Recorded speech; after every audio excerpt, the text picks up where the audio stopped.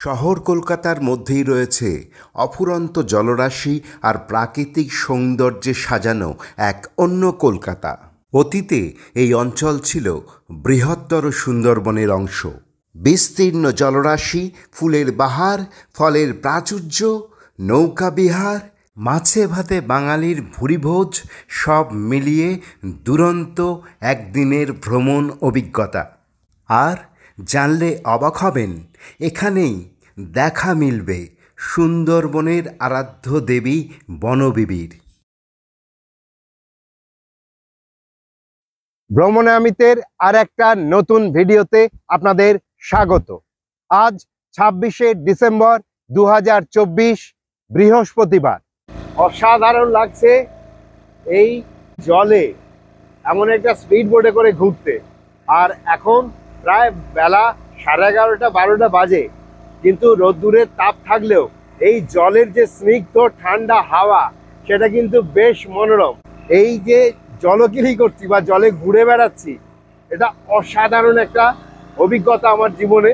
কলকাতায় এমন একটা জায়গা আছে যে জায়গায় আপনি একসঙ্গে অনেকগুলো মনোরঞ্জনের বিষয়বস্তু পেয়ে যাবেন, এবং সারাদিন থাকার ব্যবস্থা রয়েছে, খাওয়ার ব্যবস্থা রয়েছে, বোটিংয়ের ব্যবস্থা রয়েছে, নৌকা চড়ার ব্যবস্থা রয়েছে, আর গাছ থেকে ফল ফুল সবজি পেড়ে বা মাছ কিনে নিয়ে যাওয়ার ব্যবস্থা রয়েছে।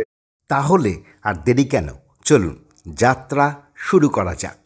কলকাতার যে কোনো প্রান্ত থেকে নিউ টাউনগামী যে কোনো বাসে নিউ টাউন DLF বাস স্ট্যান্ডে নেমে, কিংবা EM বাইপাসের চিংড়িঘাটা বাস স্টপে নেমে অটো বা টোটো করে মিনিট 10-এর পথ অতিক্রম করলেই পৌঁছে যাবেন কলকাতার জলস্বর্গে। পথের দুধারে সৌন্দর্যের অভাব হবে না, শুধু চোখ খুলে তাড়িয়ে তাড়িয়ে উপভোগ করুন বৃহত্তর সুন্দরবনের সৌন্দর্য। পথে যেতে কয়েকটি মন্দিরের দেখা মিলবে। টোটো থেকে টুক করে নেমে দেখে নিতে পারেন সেই মন্দিরগুলো। এছাড়াও রয়েছে ছোটদের জন্য সাজানো গোছানো পার্ক। এই অঞ্চলে রয়েছে অনেকগুলো জলাভূমি, তবে আজ আপনাদের নিয়ে যাব ভ্রমণের জন্য আদর্শ একটি জলাভূমিতে, যার নাম চকের ভেড়ি। আপনারা এখন উপস্থিত হয়েছেন চকের ভেড়ির মূল প্রবেশপথের ঠিক সামনে। চলুন ভেতরে প্রবেশ করি আর আপনাদের ঘুরে দেখাতে দেখাতে জানাই এই জলস্বর্গের বিস্তারিত তথ্য। ভিতরে প্রবেশ করেই প্রথমেই আপনার চোখে পড়বে একটি হরিমঞ্চ এবং ঠিক তার পিছনে একটি মন্দির আপনাদের নিশ্চয়ই দেখাবো, তবে তার আগে পার্কিং জোনের তথ্য দিয়ে দিই। প্রবেশপথের ঠিক উল্টো দিকে জলাভূমির ধারে রয়েছে নিঃশুল্ক পার্কিং জোন, এবং আপনাদের জানিয়ে রাখি, এখানে প্রবেশ করতেও কিন্তু কোনো রকম অর্থ ব্যয় করতে হয় না। এবার আপনাদের নিয়ে এসেছি চকের ভেড়ির অফিসে। এখান থেকেই সমগ্র জলাভূমি নিয়ন্ত্রণ করা হয়। এই ভেড়ি ঠিক কতদিনের পুরনো, চলুন শুনে নিই সমবায় সমিতির সম্পাদক মহাশয়ের মুখে। আমার নাম প্রভাস পাত্র, বর্তমান চকের ভেড়ি আমি সম্পাদক।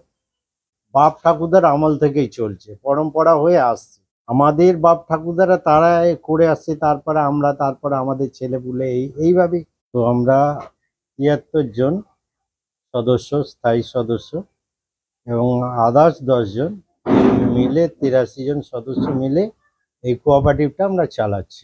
এবং আমরা এখান থেকেই আমাদের যেটুকু রুজি রুটি হয় সেইটুকু দিয়ে আমাদের পরিবার চলে। আলাপ ও অনুমতি পর্ব শেষ করে এবার আমি বেরিয়ে পড়লাম আপনাদের নিয়ে সম্পূর্ণ ভেড়ি ঘুরে দেখতে। আমরা এখন ভেড়িতে ঘুরছি। ভেড়িতে জানেন আপনারা বিশাল বিশাল জলাশয় থাকে, কিন্তু আপনারা কি জানেন সেই জল কোত্থেকে আসে এবং কোত্থেকে আসে, কিভাবে সেটা প্রসেস হয় এবং ভেড়ির মাছের জন্য উপযুক্ত জল হয়ে ওঠে, এই সমস্তটা এখন আমি আপনাদের দেখাবো, অবশ্যই প্রভাসদার সাহায্য নিয়ে। তো আপনারা চলুন আপনাদের বুঝিয়ে বলি যে ভেড়ির জল আসলে আসে কোথা থেকে। এই উঠতে হবে, আচ্ছা হ্যাঁ, ওই বাসটা ধরতে হবে। আচ্ছা, এটা একটা কিন্তু সাঁকোর মতো রয়েছে। হ্যাঁ, এটা গার্ডল করে গরু টরু যাতে গিয়ে গাছপালা না মানে খেতে এখানে পারে। কিছুই না, একটা পাঁচিল দেওয়া রয়েছে, এই পাঁচিলটা আমরা একটা হ্যাঁ। বাঁশের সাঁকো দিয়ে পেরিয়ে এলাম। এই জলটা কলকাতা কর্পোরেশনে, এটা চিংড়িঘাটা বানতলার মেন খাল থেকে দুটো দিক দিয়ে জলটা আসে। এইখান থেকে এসে আমাদের এই যে কালভেটটা আছে, হুম। এটাকে আমরা ঘুরিয়ে উঁচু করে দিই। আচ্ছা। এইখান থেকে জলটা চলে আসছে ভেড়ির মধ্যে। আসুন, ভেড়ির মধ্যে আসে, এইখান দিয়ে আপনার ভেড়িতে জলটা প্রবেশ করছে। আচ্ছা। বুঝতে পেরেছেন? এই যে আমরা পাটা দিয়ে হুম। ঘিরে রেখেছি, এই জন্য ঘিরে রেখেছি যাতে প্লাস্টিক আবর্জনা এসে এর মধ্যে থাকে। হুম। এগুলোকে আমরা পরিষ্কার করে দিচ্ছি হুম। ডোগলাস্কর দিয়ে, এবং জলটা চলে যাচ্ছে। চলে যাওয়ার পরে আমরা 3-4 দিন জলটাকে ব্লক করে দিচ্ছি, আটকে দিচ্ছি। আচ্ছা। আটকে দেওয়ার পরে হয় কি, রোদ্দুরের সাহায্যে এতে সবুজ কণা তৈরি হয়ে যায়। হুম। সেই জলটা অ্যাকচুয়ালি মাছে খায়। আর এই যে আপনার বাঁধের ধারে কচুরি পানা দেখা যাচ্ছেন, এটা 2 রকম কাজ করে আমাদের, 2-3 রকমের। এই পানাটা যেমনি আমাদের বাতকে রক্ষা করে, তেমনি এই যে জলে নানা রকম কেমিক্যাল আর রাসায়নিক থাকে সেগুলোকে শোধন করে। এইটা আমাদের বড় জলাশয়, এখান থেকে প্রতিদিন সকালবেলা মাছ ধরা হয়। তারপরে এই মাছটা ধরে এখানে আমাদের রাখা হয়, এটা আমাদের স্টক পুকুর। আবার এই মাছটা ভোরবেলা আমাদের ধরে চিংড়িঘাটার বাজারে নিয়ে যাওয়া হয়। আমাদের নিজস্ব গাড়ি আছে। এই দেখছেন মাছ ভাসছে, দেখা যাচ্ছে অল্প জলের মধ্যে মাছগুলো খেলছে। প্রভাসদা, এই যে গাছগুলো আমরা দেখছি, যে এখানে প্রচুর, যেমন পেঁপে গাছ রয়েছে দেখছি, কাঁঠাল গাছ রয়েছে দেখছি, হ্যাঁ। আতা গাছ রয়েছে দেখছি, হ্যাঁ। তো এই গাছগুলো আপনারা লাগালেন, হুম। এটা কিভাবে সম্ভব হলো? এগুলো মূলত তো ভেড়ির পাড় ছিল, হুম। সেটাকে আমরা একটু মাটি টাটি ফেলে চওড়া করেছি। আচ্ছা। করিয়ে আমাদের আয়ের উৎস খোঁজার জন্য হুম। এই পেঁপে গাছ লাগানো হয়েছে, আম গাছ হয়েছে, কাঁঠাল গাছ হয়েছে, আচ্ছা। জাম হয়েছে, জামরুল গাছ হয়েছে, আচ্ছা। ও পাশে পেয়ারা গাছ আছে, হুম। সবেদা গাছ আছে, আপনার পাতি লেবু আছে, আচ্ছা। এই সমস্ত নারকেল গাছ আছে। আচ্ছা, ধরুন এখানে তার মানে গরমকালে যারা আসবে তারা আম কাঁঠাল পেতেই পারে। হ্যাঁ, নিশ্চয়ই এখান থেকে নিশ্চয়ই। কিনে নিয়ে যেতে পারে। হ্যাঁ হ্যাঁ, ও, তার মানে অবশ্যই। আপনারা শুধুমাত্র শীতকাল না, হ্যাঁ। আপনারা গরমকালে যদি এই কলকাতার জলাভূমিতে আসেন, তাহলে সেক্ষেত্রে কিন্তু আপনারা আম কাঁঠালও কিনতে পারবেন, যেমন হ্যাঁ। এখান থেকে মাছ কেনা যায়। হ্যাঁ হ্যাঁ, এই আমাদের সবেদা গাছ, আপনি দেখুন। হ্যাঁ, আর এই সবেদা গাছে কিন্তু প্রচুর প্রচুর প্রচুর সবেদা, আপনাদের দেখাই। এই যে আমার মানে হাতে করে ধরা যাচ্ছে এমন পজিশনে রয়েছে। এই যে সবেদা দেখুন। হুম। আর এই দেখুন সবেদা, কত সবেদা। আর এখন এটা কাঁচা রয়েছে, আমি ভেবেছিলাম যে একটা খাবো, হলো না। তো কি করা যাবে, এই গরমকালে আপনাদের জন্য রেখে গেলাম। আপনারা এসে কিন্তু এই সবেদা টেস্ট করবেন, আর ইচ্ছে করলে কিন্তু কিনতেও পারেন। আমার যেতে ইচ্ছে করে নদীটির ওই পারে, যেথায় ধারে ধারে বাঁশের খোঁটায় ডিঙি নৌকা বাঁধা সারে সারে। বিশাল একটা জলভূমি এখানে রয়েছে, আর সেই জলভূমিতে আপনি চাইলে এই নৌকা করে কিংবা স্পিড বোটে ঘুরতে পারেন। আপনারা যদি এই নৌকাতে ঘুরতে চান, 8 জন একটি নৌকাতে চড়ে এই সমস্ত জলাভূমি ঘুরে দেখবেন, তার জন্য লাগবে 300 টাকা। আমি এখন নৌকা চেপে এই জলাভূমি পরিদর্শন করছি, আর আপনাদের দেখাই, এই যে বাঁ দিকে দেখতে পাচ্ছেন একটা বিশাল জাল চালার উপরে শুকোচ্ছে। এই জাল দিয়েই কিন্তু আপনার প্রিয় খাদ্য, অর্থাৎ বাঙালির প্রিয় খাদ্য মাছ, এই জাল দিয়ে ধরা হয়। এখান থেকেও কিন্তু মাছ সংগ্রহ করতে পারেন। সেই বিষয়ে আমি বিস্তারিত তথ্য আপনাদের দিয়ে দেব। আমি এখন প্রায় জলাভূমির মাঝখানে রয়েছি। অসাধারণ লাগছে। কলকাতার কাছে এরকম একটা জায়গা খুঁজে পাওয়া এবং সেখানে একদিন কাটানো সত্যি দুরন্ত লাগবে। আহা, কি অসাধারণ তৃপ্তি! এক রাশ জলের মধ্যে থেকেও এই ঘোরার তৃষ্ণা যেন আর মেটে না। এখন নৌকা ছেড়ে আমি আপনাদের স্পিড বোর্ডে ঘোরার অভিজ্ঞতা জানাবো।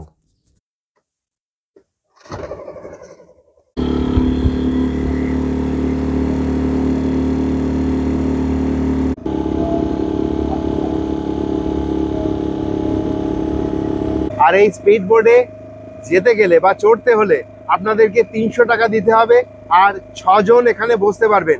এই চকের ভেরির ভেতরে আপনারা একটা অসাধারণ জিনিস দেখতে পাবেন, যেটা কিন্তু কলকাতার বুকে দেখার কথা নয়। আপনারা সুন্দরবন বা সুন্দরবন লাগোয়া যে সমস্ত অঞ্চলে বনবিবির মন্দির, এটা শুনেছেন, হয়তো অনেকে দেখেছেন, কিন্তু কলকাতার এত কাছে কেন এখানে বনবিবির মন্দির রয়েছে?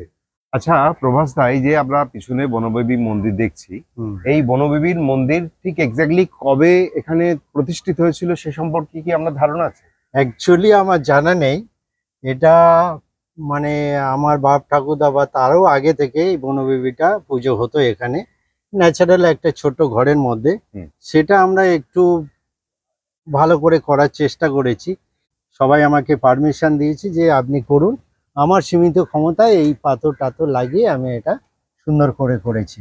আচ্ছা, তার মানে যেটা দাঁড়ালো, এই যে মন্দির বনবিবির মন্দির, আর এই ভেরির বয়স আপনারা বলছেন প্রায় 100 বছরের উপর। 100 বছরের উপর। তার মানে এই বনবিবির মন্দির তারও আগে নিশ্চয়ই? তারও আগে। আচ্ছা, তার মানে আপনারা এখানে এলে যে বনবিবির মন্দির দেখতে পাবেন, সেটা দেখতে সুন্দর এবং নতুন মনে হলেও এটা কিন্তু বহু প্রাচীন। অর্থাৎ এই চকের ভেরি যদি 100 বছরের ওপরে বয়স হয়, তার আগে থেকে কিন্তু এখানে বনবিবির মন্দির রয়েছে। আর আমি যেহেতু সল্টলেকে অনেকদিন ধরে রয়েছি, আমার স্কুল সল্টলেকে, সেহেতু আমি জানি যে এই অঞ্চল আগে কিন্তু সুন্দরবনের বৃহৎ এরিয়ার মধ্যে পড়তো একদম। আর সেই জন্য এখানে সুন্দরবনের যে রিচুয়ালস গুলো রয়েছে, সেই রিচুয়ালস গুলো কিন্তু এই ভেরি অঞ্চলে অনেক সময় পালন করা হয়। এটা আমাদের মা বনবিবি মন্দির, এটা বাপ ঠাকুরদার আমল থেকে হয়ে আসছে। সেটাকে আমরা কিছুটা ডেভেলপ করেছি সব সদস্যর অনুদানে সাহায্য নিয়ে, এবং আমরা বার্ষিক এটাকে পুজো করি।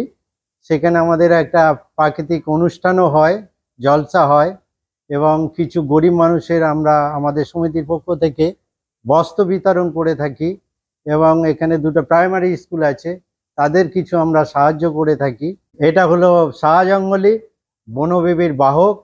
নিচে রয়েছে বাস্তু মাখাল, যেটা মাছ চাষের সঙ্গে যুক্ত। মাকাল ঠাকুরকে রাখতে হয়, বাস্তু ঠাকুরও আছে। আমাদের এপাশে আছে বনবিবির, এপাশে আছে মা কালী, সেটা আমরা ওই বৎসরে তুলি, তারপরে ভোরে বিসর্জন হয়ে যায়। তার ঘরটা স্থাপন করা আছে। এই পুজোর সময় আমরা প্রচুর লোকজন খাওয়া দাওয়া করি, খাওয়াই।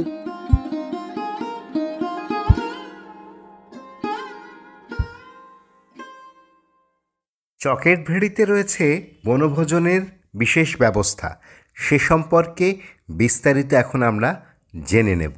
এটা আমাদের 2 নম্বর পিকনিক স্পট। এই সোজা বাগানের ভিতর দিয়ে এলাম, সুন্দর বাগানের ভিতর দিয়ে এসে এই গেটটার মধ্যে দিয়ে এখানে আমরা প্রবেশ করলাম 2 নম্বর পিকনিক স্পটে। এখানে বাইরের কোনো বা আদার্স কোনো পিকনিকের লোক এর মধ্যে প্রবেশ করা নিষিদ্ধ আছে। এইবার আমরা এই পাশ দিয়ে সোজা এই যে বাঁশের গার্ডওয়াল করা আছে, এটা আমরা চলে যাব কলা বাগান, অর্থাৎ 3 নম্বর পিকনিক স্পটের দিকে। আর এখানে আপনাদের একটা জিনিস পরিষ্কার করে বলে দিই, যে এই চকের ভেড়ি যে পিকনিক স্পট বা টুরিস্ট স্পট যাই বলুন, এখানে কিন্তু আবর্জনা বিষয়টা কিন্তু খুব সতর্ক থাকবেন। অর্থাৎ যেখানে সেখানে কিন্তু আবর্জনা ফেলা যাবে না। এত সুন্দর একটা গোছানো জায়গা, এই পরিবেশ যে রয়েছে, এই পরিবেশকে কিন্তু বাঁচিয়ে রাখতে হবে। এই পরিবেশকে বাঁচিয়ে রাখলে তবে আপনারা এসে শান্তি পাবেন, ঘুরে শান্তি পাবেন, এখানে আনন্দ করে শান্তি পাবেন। কারণ পরিবেশ এমন একটা জিনিস, যে পরিবেশ যত সুস্থ এবং সুন্দর থাকবে, তত কিন্তু মানুষের মন ভালো থাকবে। আচ্ছা, এখানে মোট কটা পিকনিক স্পট আছে? এখানে মোট 4টে পিকনিক স্পট আছে। আচ্ছা, এবার আপনি পিকনিক স্পটের সুবিধাগুলো বলুন। এই পিকনিক স্পটের সুবিধা বলতে আমরা যেটা দিয়ে থাকি, আপনি ইলেকট্রিকটা ফ্রি পাবেন বক্স বাজানোর জন্য। আচ্ছা, আপনি 1 থেকে 50 জন এলে তাদের আমরা 100 লিটার জল, এটা আমরা পানীয় জল ফ্রি দিয়ে দিই, এবং টয়লেট বাথরুমটা আছে। এই নিয়ে আমাদের পার পিকনিক স্পটে আমরা 4000 টাকা ধার্য করেছি। এবার সেখানে 3500 টাকাও আমরা নিয়ে থাকি। পিকনিক বুক করতে গেলে আপনার যেটা লাগবে, আমাদের এখানে ফর্ম ফিল আপ করতে হবে। আপনার আই কার্ডে জেরক্স লাগবে। এগুলো আমরা রাখি, আমাদের থানা থেকে পারমিশন করে এগুলো করতে হয়েছে। ন্যাচারালি আমাদের প্রশাসনিক দিকটাও খতিয়ে দেখতে হবে। আপনারা আসবেন, এনজয় করবেন, খেয়ে দিয়ে আপনারা চলে যাবেন, আপনাদের কোনো ডিস্টার্ব নেই, কোনো অসুবিধা নেই। আর আপনারা এখন দেখতে পাচ্ছেন এই যে চকের ভেরির ভেতরে এখানে রয়েছে শৌচালয়ের ব্যবস্থা। আমাদের লেডিস টয়লেট বাথরুম আপনারা দেখতে পাচ্ছেন, এটা হচ্ছে গিয়ে লেডিস টয়লেট এবং বাথরুম। যারা এখানে আসেন টুরিস্ট, তারা এই বাথরুম ব্যবহার করতে পারে। প্রথমেই আপনাদের দেখা এখানে কোমোড সিস্টেম রয়েছে এবং পর্যাপ্ত জলের ব্যবস্থা রয়েছে। আর সবচেয়ে বড় বিষয় যেটা, এটা কিন্তু একটা বেশ পরিষ্কার পরিচ্ছন্ন বাথরুম। আমি আপনাদের জেন্টস টয়লেটের যে ব্যবস্থা সেটা দেখাচ্ছি। এখানে আপনারা দেখতে পাচ্ছেন পরপর কতগুলো জেন্টস টয়লেট রয়েছে, আর জেন্টস টয়লেটের ভেতরেও কিন্তু একটা বাথরুম রয়েছে, যেটা আপনারা এখানে এলে ব্যবহার করতে পারেন। সেই বাথরুমটাও কিন্তু একেবারে পরিষ্কার পরিচ্ছন্ন, কোমোড দেওয়া রয়েছে, পর্যাপ্ত জলের ব্যবস্থা রয়েছে। এখানে একটা টাওয়াল হোল্ডারও রয়েছে, লাইটের ব্যবস্থা রয়েছে, একটা বড় জানলা রয়েছে, সাফোকেশন হবে না, খুব সুন্দর একটা ব্যবস্থা রয়েছে।